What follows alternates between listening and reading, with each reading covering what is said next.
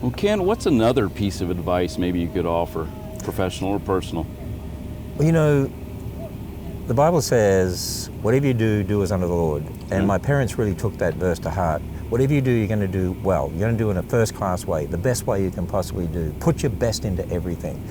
I saw that in my parents, and you'll find when you look at Answers in Genesis, the Creation Museum, the Ark Encounter, if you look at our television ads, if you look at the exhibits in the museum, the exhibits in the Ark, they are first class, they are professional. We do things as good as the secular world does, if not better.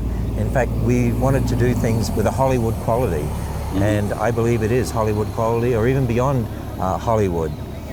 Another piece of advice that I received was always be prepared to change. Don't just be like, you know, some of the older generations sometimes who, you know, we've never done it this way before.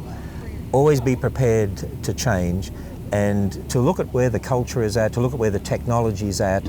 And it doesn't mean you change your beliefs necessarily, but it means you can change the way in which you reach people or the way in which you do things. Great advice. And, you know, in regard to leadership, there was a friend of mine who many years ago said to me, and he was a business manager of an organization, and he said this. So if I can use a gun here, talking about a gun. Okay, sure. He said, you have 7 silver bullets, use them sparingly.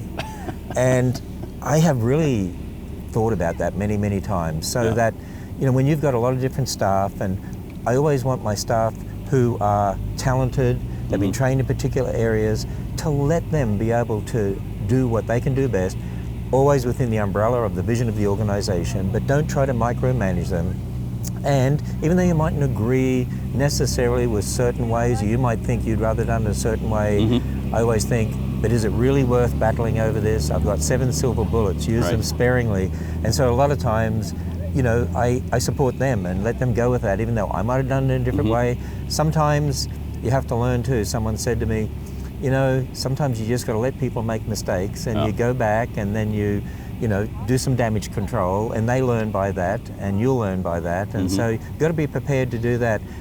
When you step out in faith or risk-taking, as I would say in the secular world, you've got to be prepared to recognize there are times you do make mistakes, times when you you look now and you say, wish I knew then what I know now. But be prepared to learn, and be prepared to listen to others. Okay. I've always had that at the back of my mind, as the Bible says, there's counsel in the wisdom of many. And so I always counsel with people. I like to work with people. I want other people's advice. Be prepared to listen to others. Don't try to be a dictator or something like that. And I found that that has been so important over the years. I've had so many people come alongside me and our own staff, and we get together and people have different ideas, and then we all come to a meeting. We might all move this way or that way, or, you know, be flexible in certain areas, but always be prepared to listen to others.